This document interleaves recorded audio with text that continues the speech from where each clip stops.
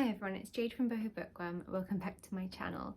Thank you so much to all of you that reached out to my previous video, left comments about my decision to potentially cancel this channel or give it up when I become a mum. It's becoming increasingly more difficult, as I spoke about in my previous video, but your support and the kind words were really nice, and it's inspired me not to maybe keep it forever, but to do what I can with it for now while I still have the time. I mean, I don't really have that much time, but today I've got the day off work, and I wanted to do a few videos of what's going on, what I've been reading, my wrap-ups that I've fallen behind on, things like that. So buckle up. February was a busy reading month. The first book that I finished throughout February was 3 Hours by Rosamund Lupton, which was my book club pick of the month. Wouldn't have been my particular first choice, but it was a thriller, so I was like, all right, let's give it a go.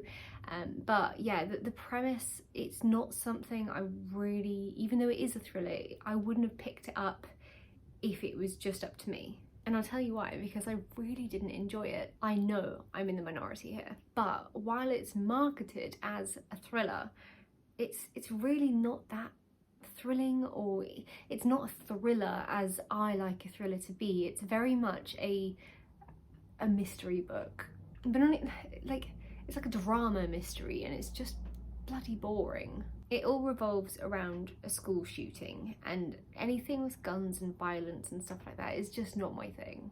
What I think elevated this book above others in the genre is that it is about the school shooting, but based in the UK, and that's not a common thing whatsoever in the UK. It did grip me in the beginning. It opens up right at the shooting, it kind of chucks you in head first, but then it just turns into this really dull nothingness. And somehow, even though there was just a book of nothingness, there were so many characters to keep up with that it had my head hurting. So yeah, the book had the guns and the violence that I don't enjoy, and it also focused heavily on politics, which bores me to death. Personally, to me, it was just incredibly slow paced and depressing. So unfortunately with this one, I only gave it a 1 out of 5 stars because I had to give it a rating to review it on Goodreads. Not my thing. Then I decided to pick up Winging It by Jefferson, which I decided to pick up as at the time I was entering my second trimester of pregnancy. I've been so kind of invested in all of these different baby books lately, all non-fiction, that I found this one quite refreshing because it is a pregnancy book and about motherhood and pregnancy and stuff like that, but it's fiction, so it was a bit more light-hearted and easy to read. Obviously with this book I've got nothing to compare it to but my first trimester, personally, but I did find it very authentic. The descriptions of birth were insightful and also just a little bit terrifying. I mean, it's no secret that I am already absolutely petrified of giving birth, and I just had my most recent scan. Me and Anthony went to the hospital and had our 20-week scan, and lo and behold, baby was not playing ball that day. He was lying face down, and so we have to go back in about 2 weeks time to get his heart and his legs measured properly, but we heard the heartbeat, everything sounded really good, all of the measurements were perfect. He's a bit of a giant, which explains this. He is a big boy. One thing that they have mentioned to me though is that at the moment, and this can change thankfully and hopefully, but my placenta is low-lying and basically in the way of my cervix. So when it comes to the point of baby needing to come out, if my placenta hasn't moved upwards, which is what it's supposed to do, then I will need to have a scheduled C-section. So yeah, it's a little bit terrifying, all of this new stuff. I've always been quite scared of giving birth anyway, and not everyone I know, but a lot of women that I grew up being close with all had C-sections. My mother had 2 C-sections, my sister-in-law had 2 C-sections. Yeah, it just seems that was in my head always the way that I would go, and now that I'm in England, it seems that the norm is to have natural birth, and I get a lot of women think that natural birth is the exciting and the correct way to do things, but I'm terrified and I don't want my vagina to be ruined. but I guess we'll have to see what the doctors say as this pregnancy progresses. Anyway, back onto Winging It by Anna Jefferson. This book follows a new mother called Emily, who is just kind of discovering everything for the first time. She's got no clue what she's doing. Very much like me, with reading all these baby books and stuff, and trying to learn how to change a nappy from reading pages in a book, and how to bath and hold a newborn and things like that. But she literally had zero idea what to do when this baby was handed to her.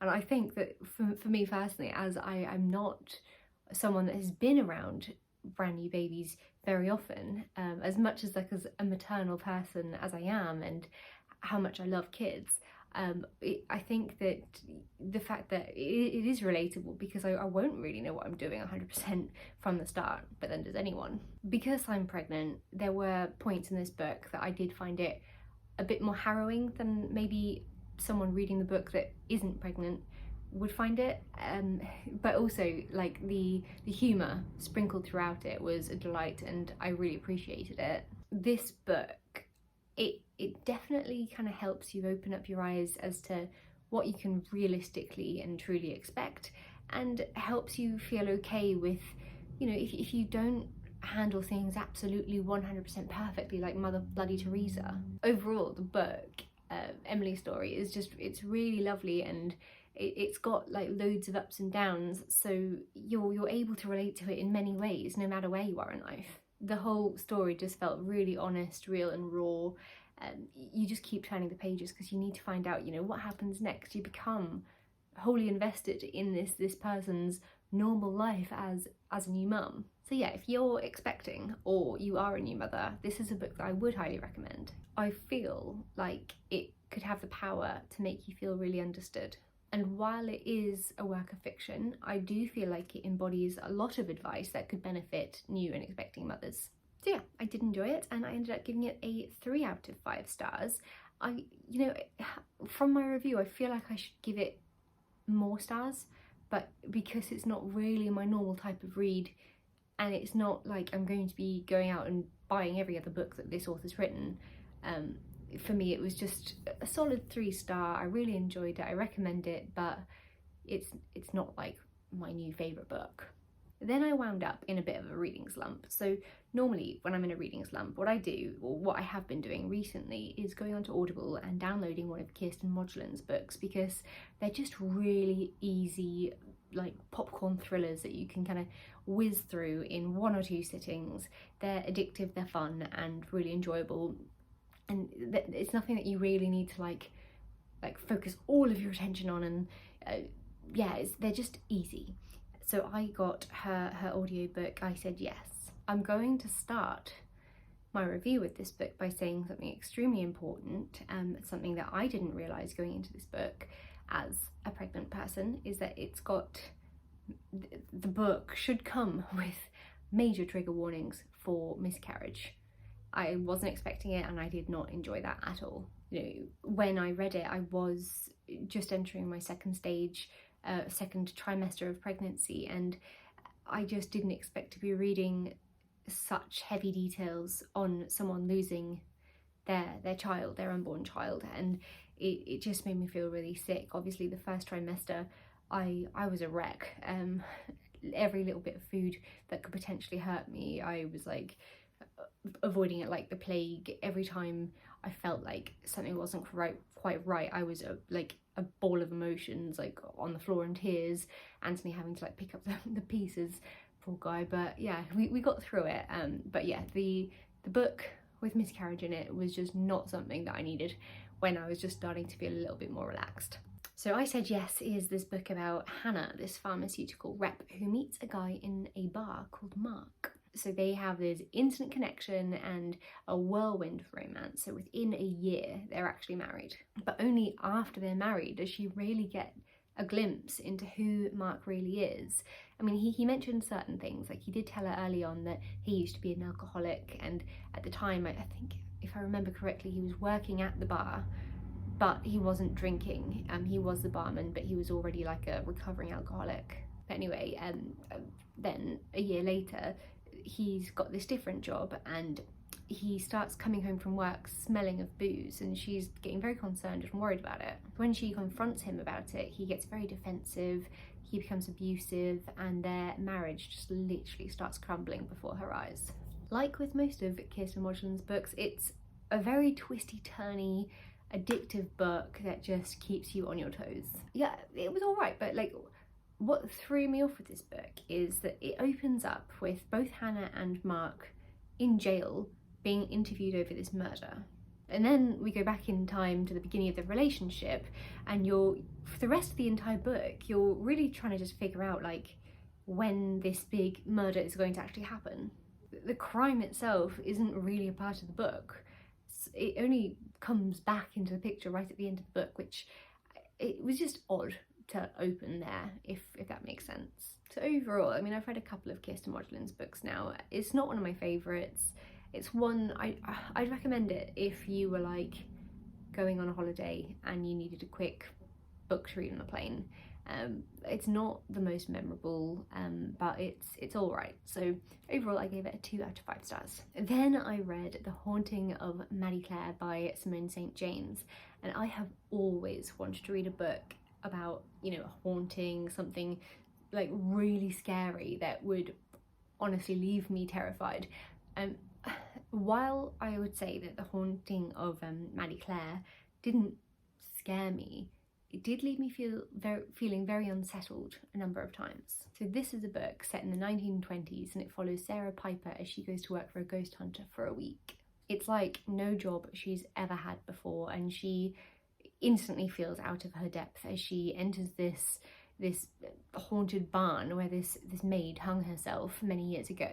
She quickly discovers that the maid's ghost is very angry and out for revenge, but she needs to try and figure out why and who is she seeking revenge on. And also the maid has a very, very strong disliking towards men, so she needs to do it pretty much by herself because the ghost hunter that's employed her is a man. I'm weird. Okay, like I love listening to this podcast called Two Girls, One Ghost. I love horror movies about ghosts and stuff, but then reading ghost stories or like anything paranormal, as much as I really want to enjoy it, I also know that it's not really going to be 100% my thing, because I personally much more enjoy a more believable story. But while that's what this book is, it is a paranormal haunting story, it's got so much more, and it's kind of got a bit of everything really. You know, it's historical fiction, it's romance, it's spice, it's steam. There's so much packed into it that makes it such a clever little book. It's addictive, it's compelling, and it's just so full of suspense.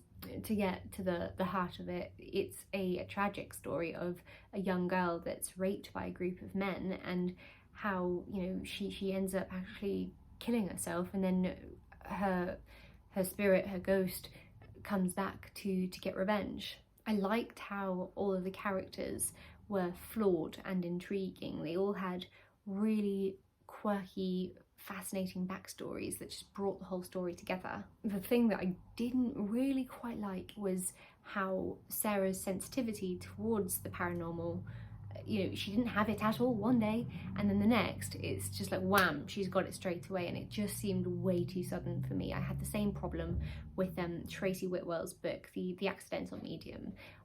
I just feel like someone, yeah, maybe that does happen, you just instantly become like one day you don't know how to knit, and the next day you're fucking like making the most incredible things that could sell for thousands of pounds, God knows. But yeah, it would be nice if it was a more gradual transition into understanding this newfound skill that you've developed.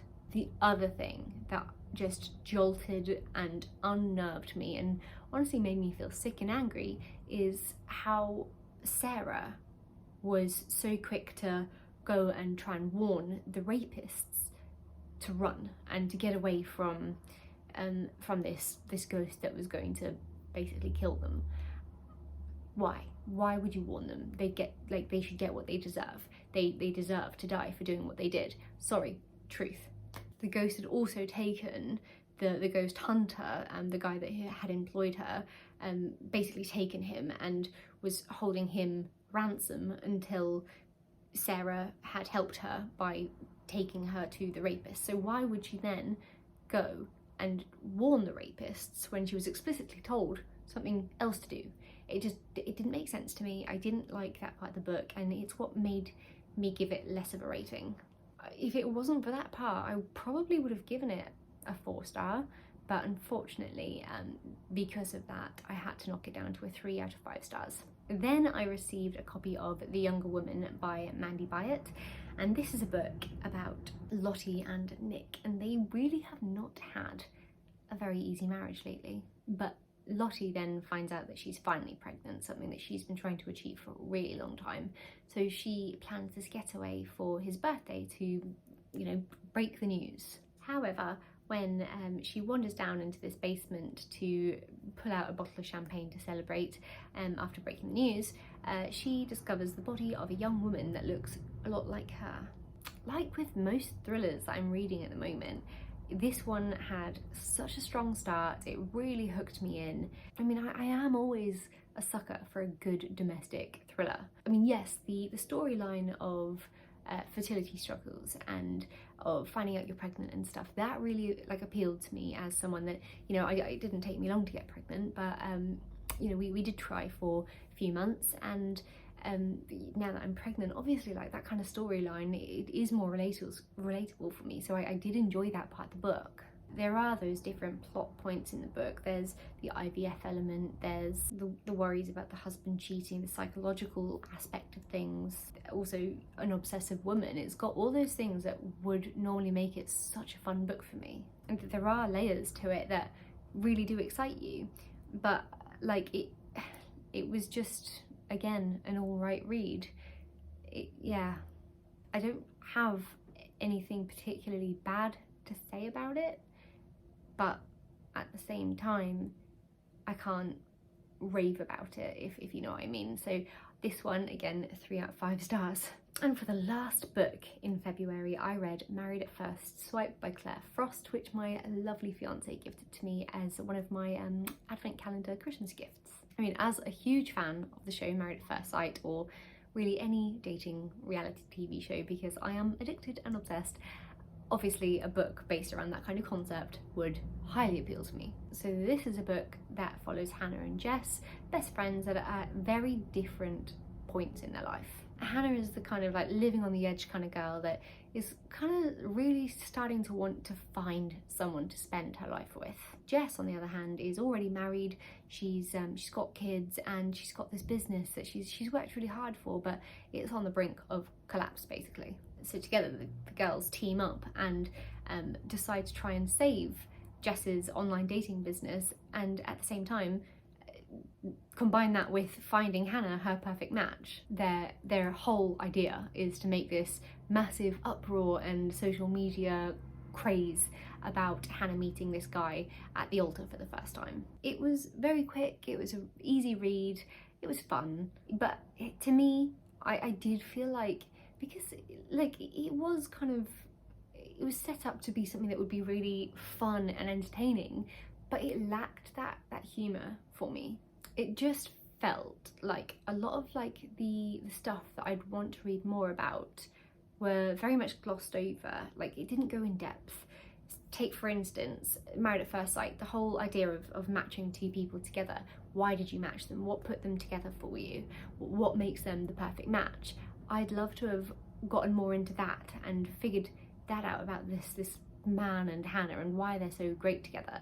But unfortunately, it kind of just really glazed over that and went into other parts of the story, and yeah, it wasn't really what I was hoping for a book that is supposed to be based on Married at First Sight. Yeah, I wanted to read more about the nerves before the big day and choosing the wedding dress, those kind of things that make me want to watch the TV show. I've watched Married at First Sight for years.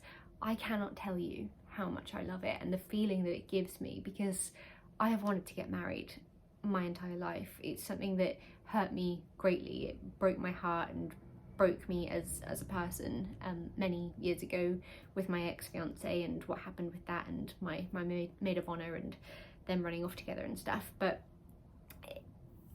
you know, when I finally got over that and was able to think again about getting married and stuff, and when I was able to watch shows like Married at First Sight again, I used to just sit there in tears watching all these people get this happily ever after that I've always wanted, watching them choose out their wedding dress. It brought on this incredible emotion in me that it was like hope that, you know, this is going to happen for me one day, and I just couldn't wait to get there too. And now I finally am with my fiance Anthony, and it makes me so happy that I am living that dream that I've always wanted. So I wanted to read more about that, like them getting married and why they're so good together, and their wedding day. I have dreamt of my wedding day since I could dream.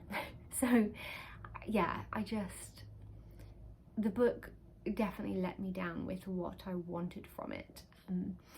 So overall, I gave it a 3 out of 5 stars. I know that this video is horribly late because it's now the end of March and I should be giving you my March wrap up. But I did have a lot of books to speak to you about today, and I hope that you enjoyed the little catch up of what's been happening, what's been going on, how the pregnancy's going, what books I did manage to read throughout February, and blah blah blah blah blah. I haven't read quite as much throughout March, so the video will probably be a bit shorter next time and more easily manageable for me to be able to film and put together, edit and get out to you.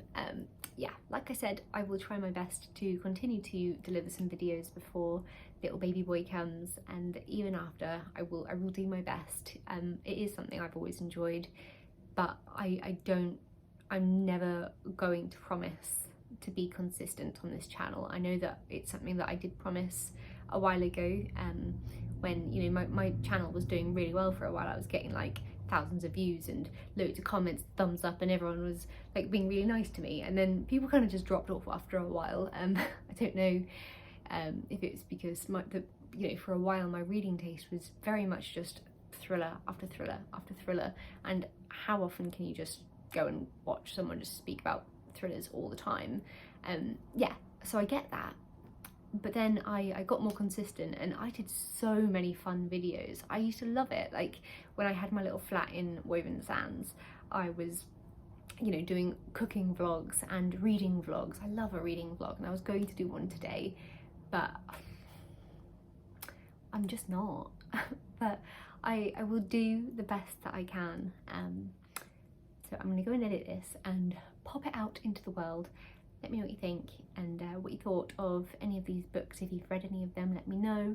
I know that it wasn't the best selection because I don't think I gave many of them any of them 4 or 5 stars, but yeah, I have read a few other really good books, obviously also throughout February. Before I go, I have been reading The 6 Tudor Queens physically, but I haven't actually finished book 1 by the time March rolled around. I have now. I'm already halfway through book 2 of The 6 Tudor Queens, which I'm just absolutely loving. It's incredible. So yeah, there are other books on the go, but yeah, they are the ones I finished throughout February. Anyway, I'll talk to you soon. Have a good day further.